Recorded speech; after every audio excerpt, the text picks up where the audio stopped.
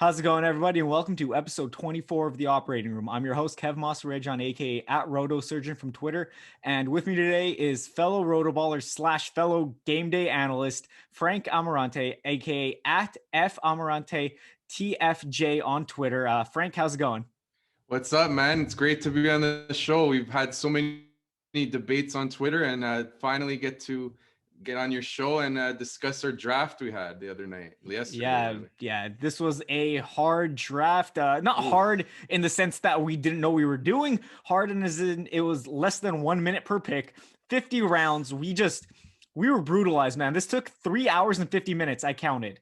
No draft should take that long. I didn't even eat dinner until after, and all I had was a salad. So it's looking rough. How'd you manage throughout it? Oh, it was intense, but you know what? Because we had so little time, it just really kept me so engaged in it. And I feel like I really like how the draft came out more than the slow draft, because I know the slow drafts are cool. You know, you have lots of time to make a pick, but often I'll see that I'm on the clock and I'm at work. I have a quick break. I don't want to not pick there because then I'm going to work again for 2 hours, or let's say, so I don't want to keep people waiting. And then I might not pick, like I'll make a pick that I like, but it might not be the very best pick at the time. But in this case, I was just totally glued while it wasn't my pick. I'm looking to see who I'm going to go with next. So I felt like I kind of liked it, even though it was Yeah, really long. Yeah, You it can was only long, do man. Like, and no, you're right. You're glued in. I had my queue ready to go. If I was auto picked, I had like all my preps. Like I was ready, however many picks ahead. So if it was like 7 picks ahead, I had 7 guys in my queue at least. Probably more, because at a certain point, I just end up queuing all the guys I like, and then I go from there. Figure out where the value is. If somebody falls, then like I look at them. But for the most part, I already know who I like. I'm sure you're as like that as well. First round, let's start off here.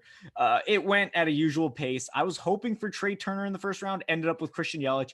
Not too disappointed with that. He was kind of last on my board of 8 guys, but you can't hate it when you get a guy you like. I'm not taking Cole. I'm not taking Bieber. J Ram Story, you ended up with Story actually. Tell me, what was your process in going with that over maybe someone like Bauer?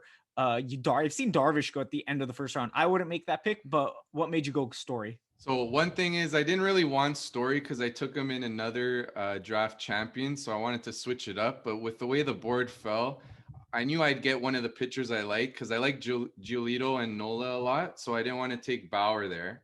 And I liked having Story's speed upside in that first round. He could pitch in 20 steals, maybe even more. Freddie Freeman's great. He's a safe pick, but I knew I was going to go after Vlad later on to fill in my first base spot. Love Bryce Harper, but I just feel like that's high for him, so I had to go with Story. Yeah, no, I totally get it. My only concern with Story is obviously a fire sale in Colorado. Yeah. If they were to move him literally anywhere else, it's worse than Coors. Outside of maybe, Cincinnati, where they have a really good field over there in Great American, they need a shortstop, but they're looking to sell as well. So I'm not completely sold on Cincinnati as a buyer's market. And, maybe they hold Story. He's in a bad lineup too. Like Charlie Blackmon's getting Mhm. older. Arenado's not there to score him in. Do you trust Ryan McMahon and Sam Hilliard and Garrett Hampson to score these guys in? And it's just when your lineup's not as potent, it hurts everything around you. So that can affect your average, it can affect your RBIs, it can affect your runs. Sure, home runs and stolen bases should be fine, even if he moves out of Coors, but I just can't buy in when everything around him at the moment is bad. And if he gets traded, then it could get a little worse overall. And, it's just a bad situation in my opinion. But, value wise, you got the value. So what are you going to do? Yeah, Then, definitely fair concerns about the supporting cast. The lineup's gotten a lot weaker. We got to definitely hoping he doesn't get traded. It just, yeah, like I said, I just went the power and speed there. I didn't like the other guys, to be honest. didn't like That the other was guys. yeah, Okay, but then you that got was the Nola main. at the end. You got one of your guys. You really like Nola. I know that. He's obviously an ace. My concern with Nola over there in the second round, I don't know. I don't see him as a second rounder. I know he's really good. He's had a couple busts. He's had at least like one bust year in the past, but his stuff is incredible. It's the division that worries me. He has to play the Mets a ton, even to start the year. Then he has to face the Nationals, who added Josh Bell and Schwarber, both really good against righties. Bell's a switch hitter, but he hits better against righties than he does against lefties. Still got Soto over there. Victor Robles is looking like a much better hitter. Marlins, they're probably better against lefties than they are righties, so that's not an issue. But then, okay, Mets, Nationals, it's just not a great matchup. And then you have the Braves, and we know the Braves are good. We're like the Braves aren't going to not be good since they re-signed Marcelo Zuna. So, can you sell me on Nola here? Well, the thing here is I put volume at a premium, and Nola has a track record. Reason I went against Darvish, it's just a small thing of changing teams. I know it's not the biggest deal. I know he's going to a better team. He's got a good offense. And Darvish showed ever since 2019 in July, he's been ridiculous with his control. He's been just a total ace. It just I didn't really we've seen his floor, and sometimes like I don't trust him as the ace. Just a Yeah, no, that's personal. fair. And Darvish has injury concerns throughout his history. He was terrible in Chicago when he got there. He finally bounced back. Then he had the injury the year before last season. And he was fantastic in 2020, not going to lie. Like, he was great. But is that someone you're going to trust? No, I'm Yeah. not. I wouldn't draft him as much as I do love his stuff. He's up there in age, injury track record, switching teams. He did get his personal catcher, Victor Caratini, but that's not enough to sell me. I went with Manny Machado over there in the second round because I was looking for Manny Machado. Manny Machado is the perfect pick in the middle of the second round.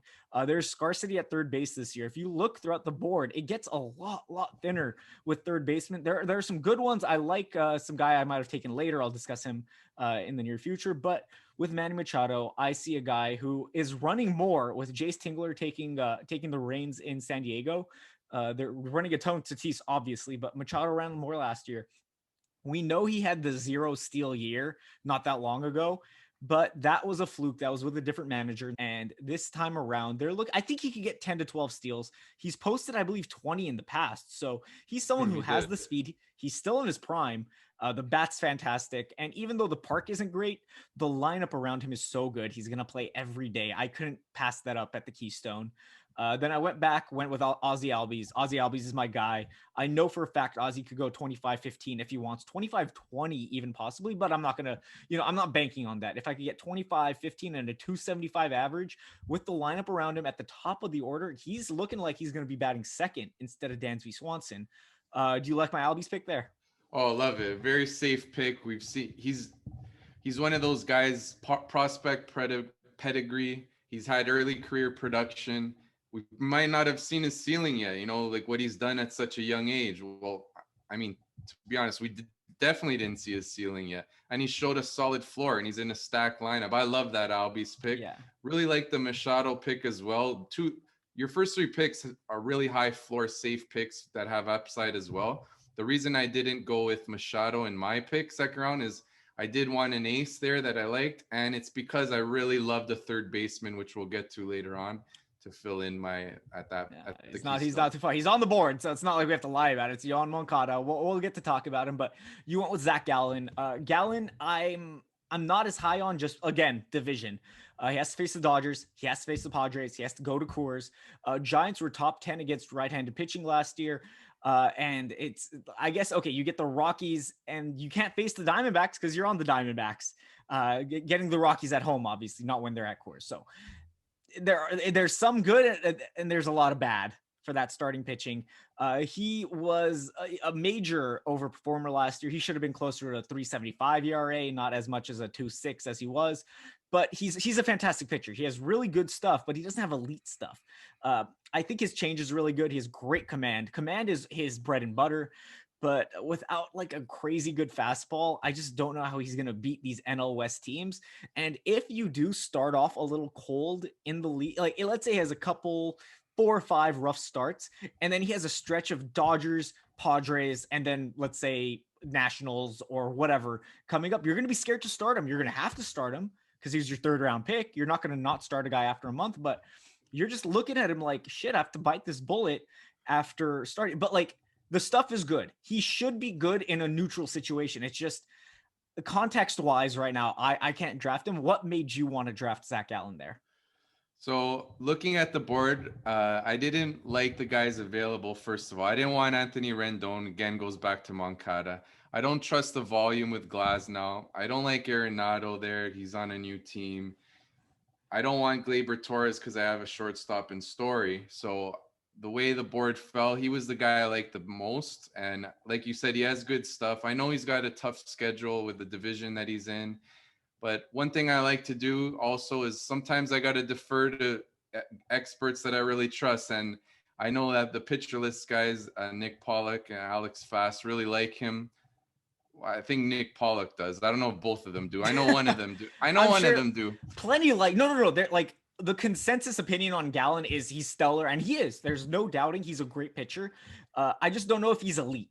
And that's the thing. When you're drafting in the top 3 rounds, you want elite. I think he's very good. I just don't think he should be a top 50 pick. But I just can't. Over Rendon, I love Rendon. I know he's going to get you like 95 runs, 100 plus RBIs on the Angels if he plays almost every day.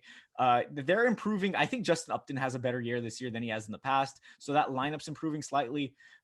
Trout, obviously, as long as he plays every day, he's gonna be Mike Trout. It just, there's so much good in that lineup. Not great, but good enough that I can't pass Brendan. Glass now fine. Arenado, yeah, no thanks outside of course. Devers, that's where I know you wanted Moncada, but I wouldn't pass. I know, but I like Devers a lot. Maeda, not in the 3rd round for Maeda. Hendricks, no chance. So I don't hate what you passed up, but I think I would have just gone Rendon. But you know, your reasoning does make sense. A thing that Dave McDonald did teach me is that you're drafting back to front, not front to back. So you look at the guys you like later on, and if you like those guys more, you can avoid those positions and take guys at other positions that aren't where there's more scarcity, let's say. And you did that with Nola and Gallen. I like the pitchers that are later, and we'll get to them. But going back into these next few rounds, okay, so let's jam these up because we're not going to go pick by pick. So I went Springer, Gray, and then you went Vladimir Guerrero, Moncada. Now, I took my first pitcher in the 5th round. You took your 2 pitchers, and then you got a little hitter heavy. I know you love Moncada and Guerrero. Do you think Moncada I love Guerrero too, so I don't think we need to discuss that anymore. You just literally go on Twitter at RotoSurgeon, at F Ammirante TFJ, look up Vlad, and you'll see how much we love him. Moncada, I'm torn on because he was fantastic in 2019. There's no doubting that. He was stellar. But last year he was so bad. He did deal with COVID. I think he was injured as well. Can you bank on a full-on bounce back? The reason I'll tell you a few reasons why I love Moncada. So yes, so COVID really affected him. He lost his energy, he was saying, so you could see it really affected and suppressed his production. And this is again just like Vlad Jr., a guy like a premium prospect pedigree there. He has track record at a young age, 2 years ago. He had that big season. He also has untapped potential with stolen bases. Like, this is a guy in the minors. He stole 49 bases in A-ball, and he had a good rate with stealings. He has, I believe, 60th percentile speed. And you have Tony La Russa there, who's an old school manager, maybe lets them go run wild a little bit more on the base paths. It's just a case where I really wanted him just because of the prospect pedigree and the early career production. Just feel like he's going to bounce back, and he looks good in spring. He says he feels good. And I knew that this was a must-have for me. So this time I really jumped on his ADP. In other drafts, I was able to get him around the 7th round. I didn't want to miss out on him, especially because I passed on Devers. Like, I love Devers. The thing is, I like Devers too. Oh, I love him. The thing is, in my other draft champions that I did, around where Vlad was taken, I stole Devers there. And then Moncada kept falling, and then I ended up getting him. And then my first baseman was kind of ugly with Sano. So I just liked getting Vlad at first and then Moncada at 3rd rather than Devers at 3rd and then Moncada corner infield, because I just love Moncada. So I jumped the ADP there to just fill in that keystone position. I really think he's going to bounce back. Definitely. With 15 teams, with so many positions going from not just the traditional first base, second base, third base, corner infield, middle infield, the 2 extra outfield spots. It really does make drafting a lot more strategy based than a typical 12-team draft would. And the NFBC really makes you dive in and think pick by pick. You know, I like this player, but I could get this player later. So that's what I said, back to front. I went Springer and Gray because we love George Springer. I think we agree on that. I think the run potential is extremely high, just as high as it was with the Astros. I think this park is going to play better for him in Dunedin than it did in Houston. So he gets the park factors. He gets as good of a team, arguably on offense. Maybe not as prime Astros, but still a very good team, as we said with Vlad. Kevin Biggio's he's batting seventh of all people. So like you have a really good hitter batting seventh, and then obviously Teoscar Hernandez, Bo Bichette. Not Raptors, sorry, the Blue Jays, wrong Toronto team. The Blue Jays are fantastic. I'm buying into their offense as much as I can at certain spots. Like I'll pick and choose where I like them. Springer and Vlad, absolutely great picks. I'm glad we took Toronto players in the same round. So you could snipe the RBIs. I could take the runs if Vlad's hitting George Springer, and that'll be fun. Oh yeah. After that, Sonny Gray, he had a 3.7 ERA last year. He had 3.2 xFIP. He's a potential trade candidate. He's a fantastic pitcher. He has had health concerns in the past. I believe he had a shoulder issue, which got corrected with the Oakland A's about 5-6 years ago, or I believe it was 5 years ago. And he's been healthy since. He did have that tough year with the Yankees, but that was kind of a pressure / park situation. We know the Yankee Stadium is brutal on righties, especially those that give up pull home runs. So Sonny Gray, even in Great American Ballpark, he's been stellar. If he gets traded, it's probably going to be to an even more not a more pitcher friendly ballpark, but a pitcher friendly ballpark compared to Great American.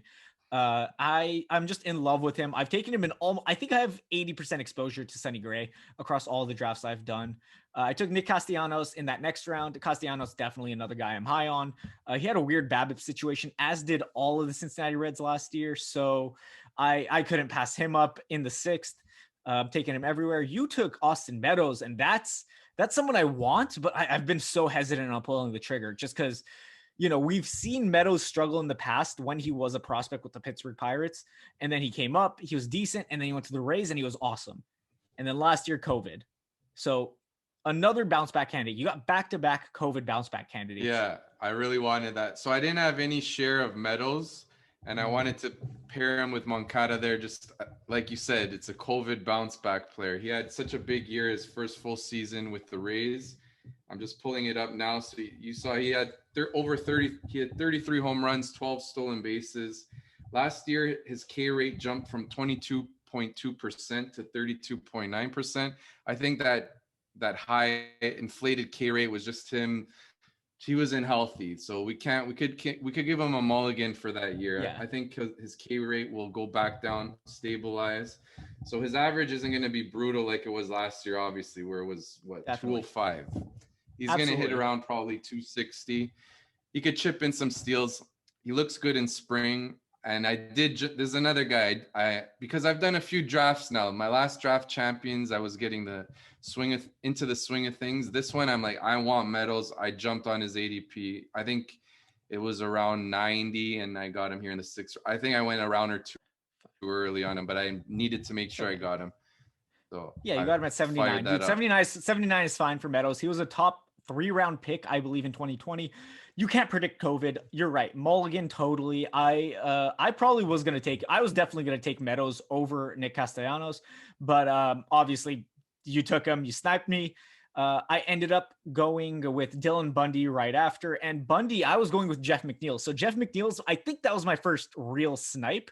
I got everyone else I wanted, or at least I got someone in the range of who I really wanted. I've been drafting a lot of Dylan Bundy, but Jeff McNeil has been an even bigger target for me. I love McNeil's bat. He's going to hit nearly 300. It's going to get you maybe 20 home runs, 5 to 8 steals, potential for 10, but I'll bank on 5 to 8. Fantastic lineup. He's going to be hitting anywhere from second to, I believe, sixth. Wherever he hits, he's going to produce some way or another. So I think that's going to be runs or RBI. Whatever, I'll take it. He's such a good hitter. I don't care. He's going to raise my average floor in a great lineup and play almost every day. I'll take that every day of the week. I'm pissed I didn't get him. You ended up with Ryan Presley, who I'm not too high on. So Ryan Presley, obviously I believe he had a forearm strain last year, or was it a year? Or yeah, after Ozuna went down, he was the closer. He had a strain, and then he came back. Are we sure he's fully healthy? Well, I'm pretty sure he's fully healthy, but this was the case with this pick. It was one of those picks I wanted to secure one of a closer with a secure role. He's playing for a contending team. And I had Kenley Jansen in a couple other leagues, so I didn't want to go with him there. Yeah. I just in these 15-team drafts, drafting a closer just always hurts when you have to do it. It's just something you have to just plug your nose Yeah. and get it done with. I didn't want You should. Karinchak. Hey, you did that, and then you went Jansen, so you got your Yeah, closers. You locked yeah. yourself So up. I can't say the same. yeah, so when I saw Jansen still there, and I like Buxton, but I didn't want him. I didn't want to take a starting He pitcher chipped his again. tooth, man. You can't draft the guy who chips his tooth. Yeah, yeah. I didn't want a starting pitcher again because I took two so early. So when Jansen fell into my lap, I'm like, yeah, you know what? Let's go with it. And I have him in so many leagues. Just the Yeah. track record. You took him over This Trevor guy's been a Rosenthal, great who, closer. yeah, no, you're right. He was a great closer, but you took him over Trevor Rosenthal, who I believe has a strain of some sorts of groin strain, or what was it that he was dealing with? It was some issue. He's 36 years old, fireballer, but was it because of the injury you didn't take Rosenthal? I've seen Oh, Rosenthal goes actually, you know high. what? No, Rosenthal went higher. He went higher.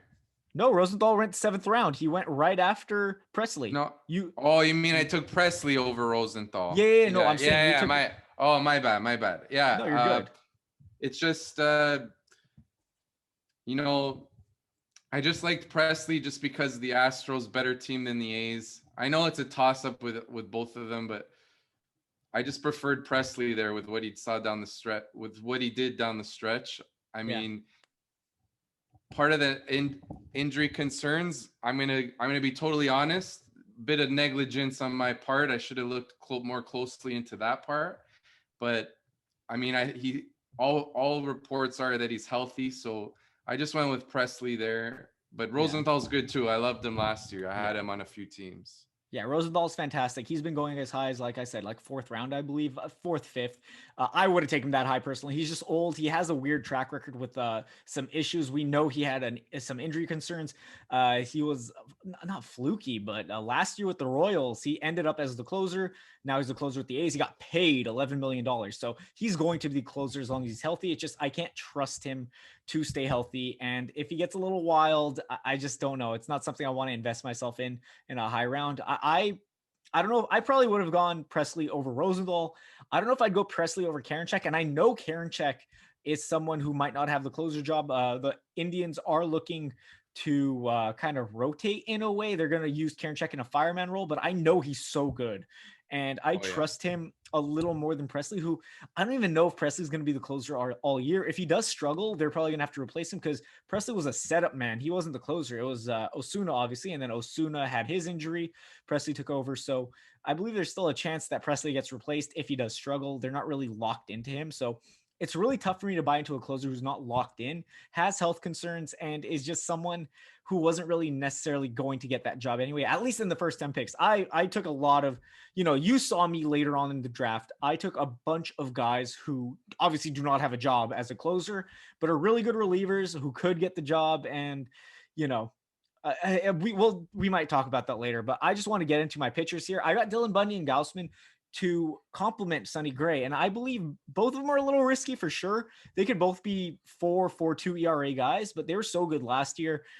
Just getting them out of Camden Yards. I'm such a believer in like some voodoo that's going on in Camden. I know it's a home run heavy park, but like no pitcher can succeed in there. We've seen more pitchers succeed like in Great American and other like even Yankee Stadium, like we said, super hitter friendly, but pitchers can succeed there. For some reason, no matter how talented you are, past Cy Young Award winner Jake Arrieta, Baltimore Oriole, goes to the Chicago Cubs with 2-something ERA.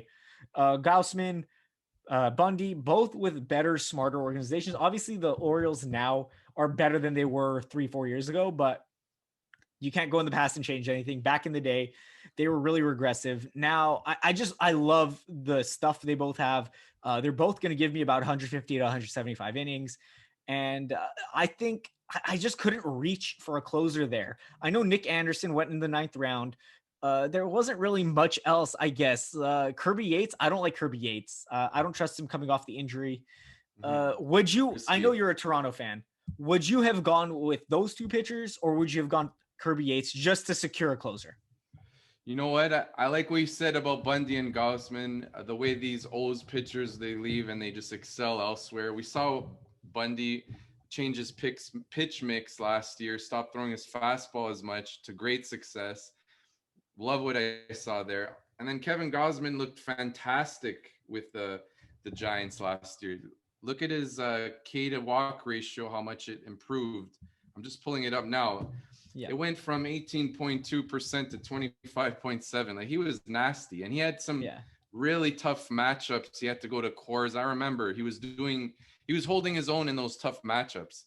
And it's the splitter. If you throw the splitter in Coors and you're good, it works because you're going to induce those ground balls.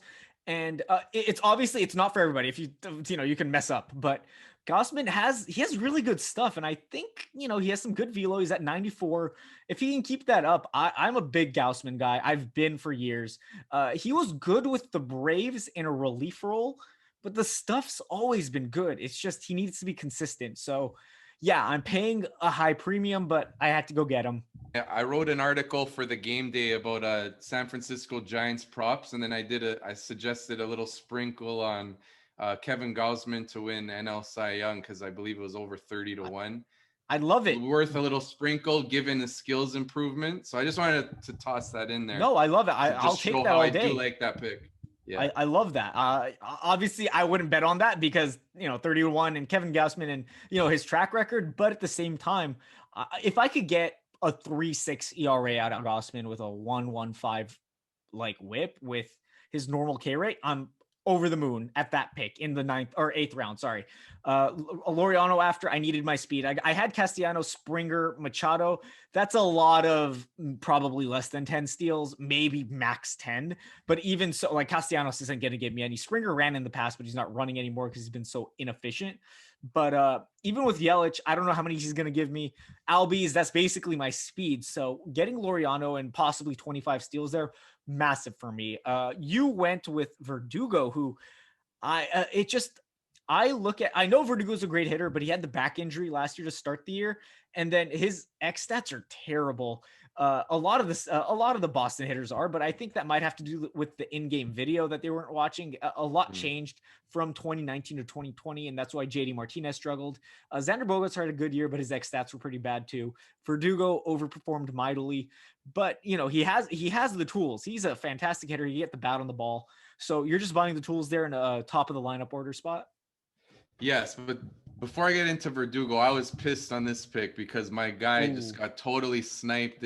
Whoever was took it? him, Victor Robles. I really wanted him. And this was a bit of jumping his ADP. I wasn't expecting him to go just yet. I just loved Robles. I really wanted him. I wanted those those stolen bases, and he's hitting leadoff, and he has that prospect pedigree. So when he was gone, and then you took Laureano, who I was debating as well, just because he has more speed than Verdugo. I had to go with Verdugo there. I just love his contact skills. He's going to be hitting at the top of the lineup. It's still Fenway. It's still a good lineup. I know you're saying he overperformed, but I'm just banking on a young player who was a top prospect. He'll chip in 15 to 20 home runs, maybe 10 to 15 steals, just to kind of bump up my average with the risk with Moncada and Meadows, because Moncada, I know he hit over 300 2 years ago, but he's not that type of hitter. He's more of like a 270 type or 260. So I wanted that average hitter, like that good contact hitter after I missed out on Robles, which really, ninth round's ridiculous. Like Victor Robles, I've not seen him go that high. I don't want to say it was egregious because he's probably going to be a top 100 player next year. I'm totally in on Robles, but I'm not going to pay the price of admission if it's a 9th round price. I took Laureano. I'm going to take Laureano all day over Robles because he's more proven. The speed upside isn't as high, but I'll take 25 relative to 30 if I'm going to get a player with a more proven track record who hits the ball harder. Guaranteed play time at the top of the order. Robles, if he struggles for 2 weeks, he's going to get back to the bottom of the order. We know he's hitting leadoff in spring training right now, but we don't know if anything can change. They have some fantastic bats over in Washington. So yeah, no thanks on 9th round. I'd take him definitely, at your pick. Yeah, I probably would take him over Verdugo, honestly, because not just because of the back issue. They added a humidor in Fenway last year, and I know they're adding a lot more humidors. They're going to add about, I believe, 5 this year. So the humidor issue, overperformance, and he probably does, average out with maybe the in-game video helping, but I'm just not into it. Your next pick, Sandy Alcantara. Now, I was debating actually between Pablo Lopez and Kevin Gausman at my pick in the 8th round. And the reason I didn't take Pablo Lopez, who I love Pablo Lopez's stuff. I've bought him. Same. I've started him in 8 earned run games, and I was just like, you know what? I might start him in the next game. Have you seen the Marlins schedule? It's not just the NL East. Like literally look at the first half and second half and tell me you aren't terrified. Yeah, they definitely. It's bad. It's a tough start to the season. This was just a play where I love Alcantara's stuff, and I'm betting on the volume. He's gonna go deep. He's gonna pitch 170 innings, and I like Pablo Lopez there. He wasn't there anyway, but with the Marlins pitchers, I like to just wait and see whichever one's left over out of Pablo Lopez and Sandy Alcantara. I like both of them. Sixto Sanchez is great too, but the innings limit, he's not going to go as deep as the other two. So I really wanted to get one of them. So I just go with whoever's there last out of the two. And it's just a volume play. He's going to go. I wanted my number 3 to be a real innings eater as well. And Alcantara has the stuff to, maybe take it to the next level. So I liked securing him there as my SP3. Yeah, I'm not the biggest Alcantara guy, but I can note that he was fantastic last year. He took a major jump. He's got good stuff, but it's just another thing. I don't know if he's got good enough stuff to overcome a lineup that's going to be brutalized, but not brutalizing him, but brutalizing pitchers across the league. He could be fine, but I'm not drafting fine. I probably would have taken Patrick Corbin, even though his velocity isn't back yet. I do like Patrick Corbin as a bounce back candidate. I ended up going with Josh Bell. I love Josh Bell this year. I was a little neutral on him coming in, but over the past few weeks, I have grown to appreciate what he could be doing this year. The Nationals Park is very friendly to left-handed hitting. He's going somewhere that is a lot more advanced than the Pittsburgh Pirates. I feel like, okay, if they leave the Pirates, if they leave the Orioles, I'm drafting them. I think that's going to be a rule of thumb. Or at least over the past few years, it's looking like their veterans are successful elsewhere. Someone else, we're not going to get to him in the video. Adam Frazier, someone I'm definitely targeting, because if he gets moved from the Pittsburgh Pirates, he's a good enough hitter to hit at the top of the order in any lineup. If he could get on base, be a run scorer, maybe steal some more bases, he could be a massive value in drafts. We're not going to have time to get to him. We're only going over the first 15 picks here, but definitely looking at anybody who leaves the Pittsburgh Pirates. That's Josh Bell. He had a ground ball issue. If they can figure out his launch angle or whatever it maybe have been, that was his issue. Maybe it was where he was holding the bat, or I'm sure the Nationals should fix it. It seems narrative based. Like, oh, how do you know he's going to do it? Sometimes you have to just trust the organization, right? Yeah. I love what you said about players leaving the Pirates. Just that organization is just a total joke. We've seen Austin Meadows, Tyler Glasnow excel when they left the Pirates. Garrett Cole. And like you said, the Nationals Park is good for lefties. He's going to be in a real good lineup. He's only 1 year removed from a real good season. Was it 1 year removed or was it 2 years ago? I think it was 1 year. No, that's the same thing. It was 2 years ago. Yeah. Yeah, I screwed that up. It's the same thing. Who cares? But yeah, he's shown it. He can hit the ball hard. He had that big year. Last year was a down year. Again, maybe the the shortened season got to him. Changes in routine, disruptions in routine. He's going to a contending team. It's solid. Honestly, I look at your offense here. A lot of the picks I can get behind. I'm not huge on Sonny Gray, but your point about how he could be traded and then really take off is a good one. That could definitely happen, and he's shown success in the past. It's just that I've seen when he's struggled, like he's not as safe in my eyes. But you did get him in the 5th, which it was okay. So I do like a lot of these picks. And then we'll talk about your next rounder.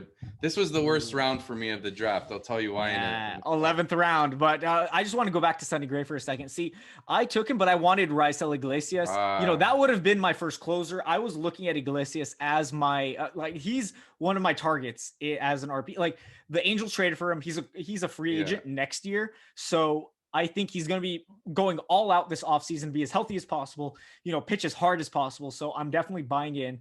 They have some backups I like as well in Mike Myers, but he's not going to, I don't think he's going to lose the job if he struggles for a week or so. He's pretty much locked in. The team's going to be winning, but they're not going to be winning by enough that it's going to be like, oh, there's not even any save chances possible. I like Chapman too. So Chapman, Iglesias, they both went in the 5th. So I was like, you know what? I'll just take a starter here. I'm fine with Gray.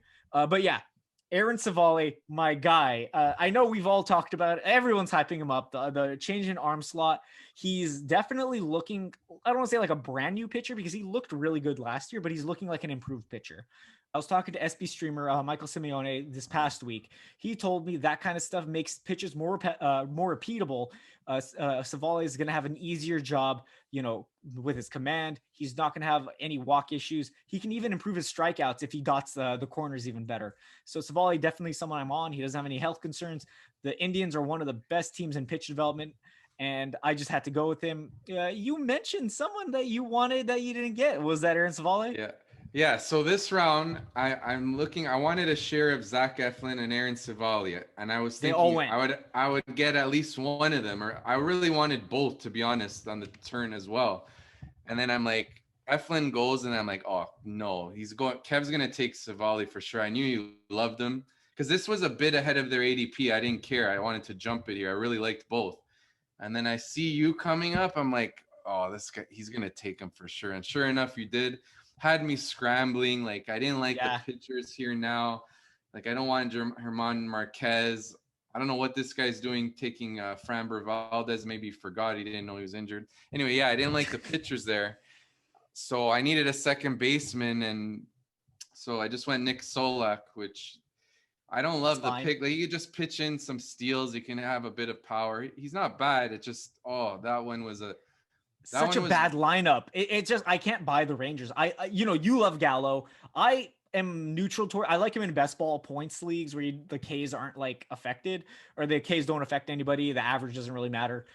But Solak, he's a great player. Like, I think he's going to be, he has a really good future ahead of him, but the Rangers, who do they have? Like, I think they lost one of their best hitters in Shin-Soo Choo. Like, he was one of their most consistent bats at the top of the order. Now with Solak and Ronald Guzman, Isaiah Falefa, like, I'm not interested. But I don't think Dom Smith. I probably would have taken Dom Smith even with his playtime issues. I would rather take 130 games of Dom Smith over 162 games of Nick Solak. I don't know if that's a hot take. I think that's pretty fair, honestly, given that Dom Smith, at least if you see a righty week, you can start him in that half week and then bench him for someone else in the other half. And then you could get the good stuff and then you don't have to worry about any missed starts. So yeah, I'd probably go Dom Smith, Solak, maybe Colton Wong. That's someone who they reached on Colton Wong. Yeah. I wanted him, but that was really high. That was really high. That was high. I wanted Colton Wong. I liked Madrigal a bit too. I wanted to fill in second base, and I didn't want to get Madrigal again. And I had closers already. I had decent pitching, and like I said, I didn't like the pitchers there, especially after I got sniped like that. So yeah. I know. I get your concerns with Solak. The lineup is brutal. It's a rebuilding team. I just like that he can get double-digit steals and pitch in some power at a weak position. So that was it. Just me scrambling, trying to make up for losing those two pitchers there. Yeah, his average will be fine. I think he's like a 260 hitter, which that doesn't kill you. Doesn't really help you much, but that's fine. Steals, if they suck enough, he could just run wild. We've seen that before where like not mediocre, but like average to above average runners get a ton of steals, even though they don't really need to, just because the team is so bad. They're like, let's manufacture runs any way we can. So maybe Solak's a candidate to steal 25 bases. We don't know. But as of right now, I just probably wouldn't have taken him. Maybe a guy like, I'm just looking at this board here. It's an ugly board, honestly. Like Dom Smith's probably the only one. You took Rafael Montero, who your third closer. I respect it. I took 0 in this span. So, you have a massive advantage over me. Honestly, I never do this. No, I never do this. This is what I've done in the other drafts. I'd get Jansen round 8 or 9. And then I always end up with this guy, Montero, because they traded for him. He just keeps showing up on my team. He's just secure. Well, I mean, he's not the most secure. He doesn't have much of a track record. It's just that they traded for him and he's in line to get the saves. I just wanted to get. I didn't want these guys in committees. I wanted a guy that's getting the saves, and he fell. And I see him there. And again, I don't like the guys that were available. I didn't want to take like a corner or middle infielder yet because I liked some guys late. So I felt I could get Urquidy later, which I was able to. So that's why I'm just like, you know what? Let's try it with these three closers. Yeah, you know, honestly, those are the kinds of strategies that can like end up winning you an overall. Like just, oh, you took 3 guaranteed close or not. I don't know about Presley, but let's say he does stay as the closer that high. You took 3 closers, you had a shit ton of saves. They boosted your WHIP and ERA with your Ks enough that you ended up winning. With the other 6 pitchers in your lineup, obviously having to perform well as well. But nevertheless, you know, you have an interesting team. I think just thus far, your biggest issue may be average, like we did discuss. Trevor Story, let's say he does get traded, that average is going down. Verdugo, a little regression from last year. Meadows, better than last year, but still maybe if he's a 265 hitter instead of a 270, 280 that he could be. Yohan Moncada, seen at 220, plenty. If he's 250, like you have a low floor for average. Ceiling is decent because you have, you know, they could be good, but you're banking on a lot of hits. That's why, you know, strategy wise, I love to build my core of average, power and average. The rest I can figure out. You can always get speed later, in my opinion. I know people love to hoard steals, but if you're taking a bad hitter, and I did that later, I took Oscar Mercado in like the 22nd round. Yeah, I saw that. But I'm more comfortable with doing that than taking like Adalberto Mondesi in the second round. Like Mondesi went at the end of the second, right? So would you have taken Mondesi where I was, or would you have taken Machado? No, I would have taken Machado because just the higher floor. Mondesi, I like Mondesi, but in these NFBC leagues, I don't like taking him. I prefer taking him in like a home league, a 12-teamer with my friends, or like even when we have the RotoBaller league that'll be on Yahoo and it's like 12. It's not like this league where like a draft and hold where you really want to make sure that those early picks have a higher floor. So I don't like taking Mondesi in these formats, even though I do like the player. So no, I wouldn't have taken. Yeah. Mondesi is the pick if you want to win an overall, like absolutely he could get you like 25 home runs and 50, 60 steals, but he's just not a good player. I mean, he's not a good hitter. He's a good fielder. I'll give him that much, but they have a bunch of players knocking at the door. Lucius Fox in AAA. They have Bobby Witt Jr., Bobby Witt Jr. is looking super legit. He probably won't come up to start the year, but that's the future for their shortstop position. If Adalberto Mondesi gets relegated to like a super utility role or gets traded, what other team would want to start him as much as a bad Royals team? I think we both agree this Royals team isn't bad. So I don't want to have to press for steals. I'd rather build my base of average, build my base of power, get my starters I like, because I like a lot of these starters going between like round 4 and round 15. So I can get a stack of 5 to 6 starters there with a strong base of hitting. You got your saves. I want to get my saves, but there was no one that I could reasonably take at any of these picks. Like I said, Iglesias and Chapman went too early. You took Jansen from me, so I got screwed. I had to take guys like Nick Whitgren. I had to take Emilio Pagan. Like, I'm not happy about that, but you know, you got to do what you got to do. Yeah. If you, let's say, were to have taken someone other than, okay, you took Mitch Garver, your first catcher. Would you have considered anyone else there, or was Mitch Garver? Did you take him because he's a catcher, or did you take him because he's Mitch Garver? A bit of both, because the catchers that I liked had already gone. I think Gary Sanchez had gone by this point. Yes, he went in the 11. He was long. He went gone. Really early. Yeah, I like Gary Sanchez despite his average concerns, and I didn't want to end up with like James McCann again, who actually ended up being taken. But I wanted Garver just because he's 1 year removed from that real good season. Would he hit like 30 home runs? You could maybe give him a mulligan as well for last year. It wasn't really him. It was just a bad year, that just the way that the routine was disrupted. I know we can't really quantify that, but you got to figure it really affected a few players. I mean, the fact that he's done it before, and it's been so recent, and he's in a pretty good Twins lineup. I needed to get then the other part is I needed a catcher, and I didn't. After Garver, I didn't really like the ones that were available for my number one. So I had to secure catcher there. And Yeah, no, Garver has upside. I'm targeting Garver. Garver's definitely someone I want to take. I don't think he's going to hit 30 bombs again, but if I could get No. 20, if I could get 20 with a 230 average in that Twins lineup, he's hit all around. I think he's DH'd in the past as well. So if Cruz needs a rest day and they're going to put Garver at DH, I love that. I'm not a big Ryan Jeffers guy. I don't think much of him. I think he's a fine defender. He probably has a more, contact related bat than Garver, but Garver has the pop. If Garver's hitting, he's gonna play every day, or almost not every day, but like as an everyday catcher in that sense. So you went with Garver. I took Christian Javier, and I went with so these are my last three picks: Jake Cronenworth, Marco Gonzalez, Christian Javier. I'm not in on Marco Gonzalez, but I thought the value was too good to pass. If he can give me 150 innings, I'm taking it because he pitched 200 2 years ago. He pitched like 78, I think, last year. I don't believe in the 6-man rotation for the Mariners. They have too many injury-prone guys. They have like a guy like Chris Flexen coming over for the McKBO. I don't think he's going to start a lot. Justin Dunn. I like Justin Dunn, but I'm not going to bank on him being a starter all year. James Paxton hasn't even pitched yet. So I think Marco Gonzalez as their ace is going to pitch a good amount. Nice volume guy. Volume. Like he's like we talked about J.A. Happ. Obviously, Marco Gonzalez is what J.A. Happ was or whatever. Yeah. That's a lefty guy, volume, a high 3 ERA, decent whip, okay Ks. If I could get that, I'm happy with my 13th round pick. Christian Javier, super high on him because I just loved his stuff last year. If you watched him, he was dominating the Dodgers in one of his starts. They couldn't hit him at all. I think it was in a 5-inning game. He had a good bit of Ks, and one start isn't going to convince you of anyone. He had a good xERA. xFIP wasn't fantastic. It was about in the mid 4s. But with Christian Javier, he's going to get his starts. Forrest Whitley's getting TJ. Urquidy coming off of did he have COVID? I believe he had COVID as well. So, yeah. I might have the COVID team.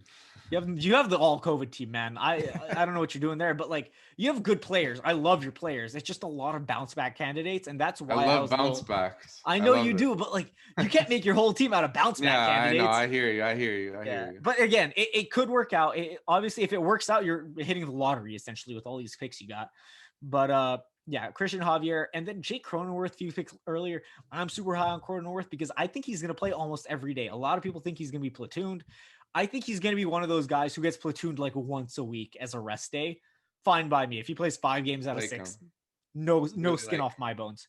Yeah, he has not a great track record against lefties, but if you look at his minor league career going back into like I believe 2015, 2016, I think it was 2016 actually, he has averaged about the same weighted runs created plus than WOBA versus righties and lefties. So you're not getting much of a different hitter. He was terrible against lefties last year, but as we saw with Max Muncy a few years back, his track record against lefties wasn't great in a short sample, but if you extended him and if you looked at his minor league record, he was actually really good against lefties if given proper at bats. So Jake Cronenworth, I'm banking on him just earning his spot. Trent Grisham was actually injured today. He pulled up lame. I believe it was his hamstring. Neither of us picked Trent Grisham, so we lucked out, honestly. And I don't have any shares of Trent Grisham. Me either. These were our picks. Jesse Winker was my last guy here. Another guy could get platooned. I think if he hits well enough, he's going to play himself into everyday or close to everyday at bats. So I think that's where I get a little risky. I get risky with platoon guys because I just believe in the bats. Again, with Dom Smith earlier, I didn't take him, but I would have if he was there at a pick I would have liked. You went with a guy, Jorge Polanco, who I have in a dynasty league, and I think after ankle surgery, he should be running more. Is that something you viewed as the reason why you took him, or is it just stability? Yeah, it was just to try to stabilize my average a bit. He's a good contact hitter. He's 1 year removed from a strong season where he hit, I believe, I'm just pulling it up now in his numbers, but he hit close to 300. He has decent power. He has 20 home run pop. He can chip in a few steals, maybe like 8. It was basically about his contact profile and being able to, like you said, my average has some risk. So I wanted to bump that up a bit. So I got it here. He hit 295, 22 home runs, scored over 100 runs. He's not going to do that again, but he should hit 280, maybe 270-ish. He can help out a bit. And I liked his I liked him there as my middle infielder, and he's going to also play second base. So he'll have second Mhm. base and shortstop, which I Yeah, like definitely. that versatility. And nobody's going to really push him now because we know Royce Lewis tore his ACL. That was the big threat to the middle infield of the Minnesota Twins. He was obviously going to start in shortstop. They have Andrelton Simmons now, and Polanco, he's going to get everyday bats. I think they could even use him around the field, around the diamond at least. I mean, for as a third baseman, shortstop, and second baseman, so he could have triple eligibility because we know Josh Donaldson's going to get limited due to his litany of calf injuries. So yeah, Polanco, I like him. I don't know if I would, I don't know, like he's one of those guys. It's just so hard to pull on, but he's such a safe pick. I love Yeah, that. Yeah, not really so flashy. Yeah, no, not pick. flashy at all. Yeah. You took Willie Castro after who I know a lot of guys are high on Willie Castro. I think he had good X stats last year, but it's just another bad lineup. Good park.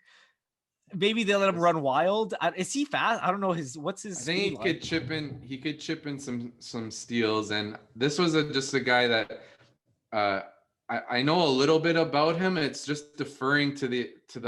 I know a lot of respected guys are high on him. I saw there's that Smada there on Twitter. Yeah, He Smata BB. compared. Yeah, Yeah, he compared him to Trent Grisham, and damn. if you look at the projections, he could steal around 8 bases. Well, actually, the projections aren't going to be high on him because he doesn't have much of a track record.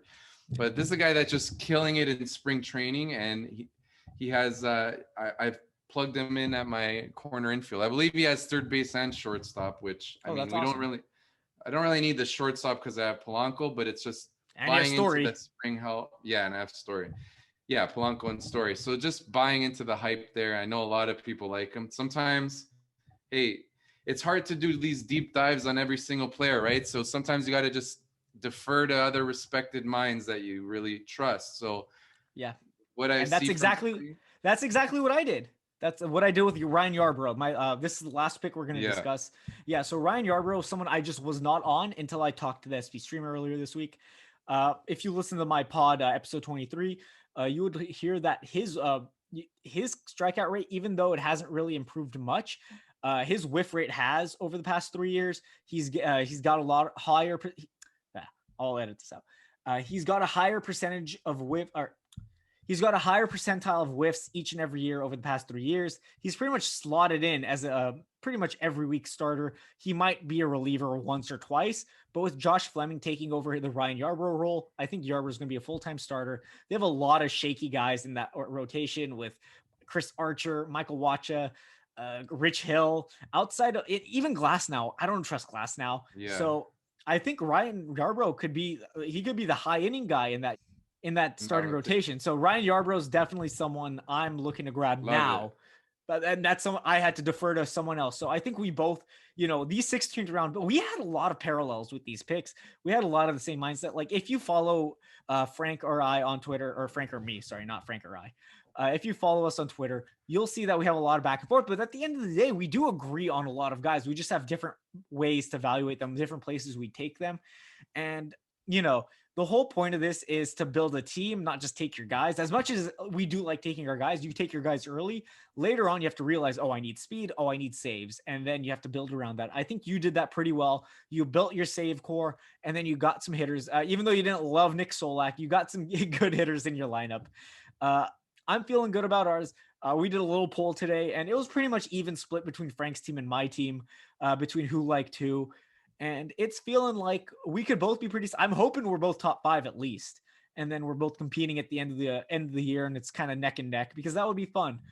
I don't know. Frank and I, we go way back on Twitter now. Oh Hopefully, yeah, this is the start of a pretty, pretty decent rivalry going into the NFBC, because we know fantasy football we've been doing for a few years now, but we haven't really competed in a league like this. Frank, any last words to tell the listeners? yeah. Well, it was a great draft. I can't wait to compete against you. It was so intense with this 55 second clock. I hope our reasoning behind our picks and what I think the listeners can really take from this most is just the idea, like you said, from Dave McDonald there, is just draft from the back. Like you see how we were thinking, like, oh, I know I like Freddie Freeman, but I want Vlad Jr. as my first baseman. Oh, I like Anthony Rendon's got a high floor. He's a stud, but I want Moncada as my third baseman. Yeah.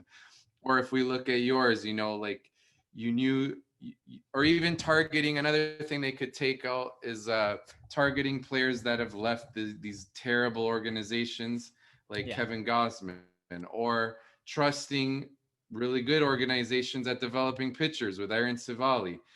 So those are the main takeaways I really think that the listeners should really keep in mind when going in their own drafts. Because hey, these NFBC leagues, especially these draft champions, are tough. So Yeah, it's always good to really know a lot of strategies. It's brutal. And it's not just knowing the guys in the next few rounds, it's knowing the guys at the end of the draft. So if you like a guy in round 15, round 16, round 20, whatever, you have to go for them. You have to, if you know you're going to go for them, at least you can kind of avoid a guy early on, as we discussed earlier. Frank, thank you so much for joining me. That's Frank at F Ammirante TFJ, Frank Ammirante, as I said.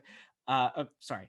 That's Frank Ammirante at F Ammirante TFJ. Thank you for joining me. I'm Kev Mahserejian at RotoSurgeon. As always, make sure to go subscribe to the Operating Room on Apple Podcasts, Spotify, wherever podcasts are available. Like and subscribe to the RotoBaller YouTube page. Go watch our great videos provided weekly by dozens of our best analysts.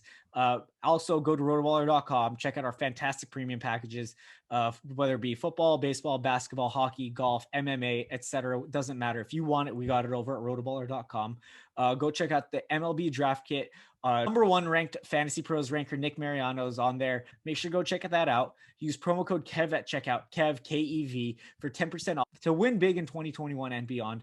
Rotoballer.com. Come check us out. That's Frank. I'm Kev. Clocking out. Talk to you guys next time.